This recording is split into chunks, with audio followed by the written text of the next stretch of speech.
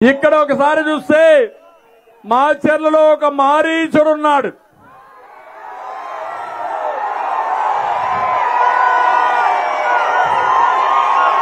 పిన్నెల్లి చెయ్యని దోపిడీ ఉందా? చేయని కబ్జా ఉందా?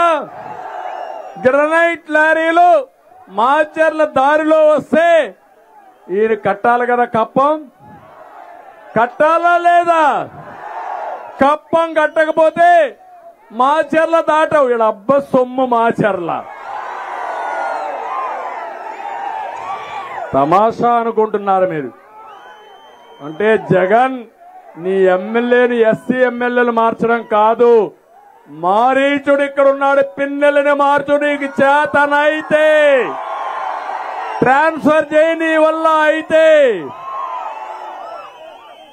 మాచర్లని కబ్జా చేసిన వ్యక్తిని నీ వల్ల అయితే సమాధానం చెప్పు. ఇతనికి ఒక న్యాయం, నోరు లేని ఎస్సీలకు ఒక న్యాయం కాదని హెచ్చరిస్తున్నా. ఎమ్మెల్యే తమ్ముడు ఒక ఆయన ఉన్నాడు, ఇంకొక ఆయన మారీచుడు తమ్ముడు. అన్ని దందాలంతా ఆయనవే.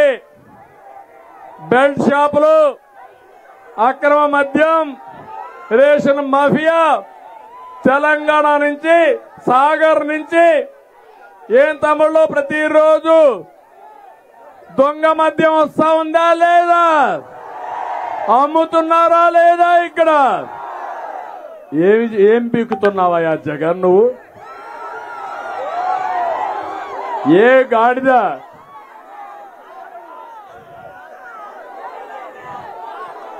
పళ్ళు దోముతున్నామని అడుగుతున్నా. ధైర్యం ఉంటే పట్టుకో ఇక్కడే.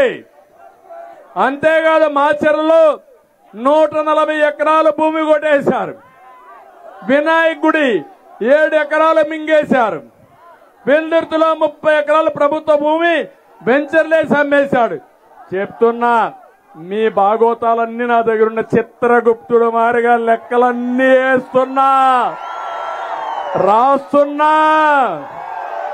ఖబర్దార్, జాగ్రత్తగా ఉండండి. మాచర్లలో అటవిక రాజ్యం పోవాలి, ప్రజాస్వామ్యం రావాలి. అది సాధ్యం కావాలంటే సిద్ధమా మీరు?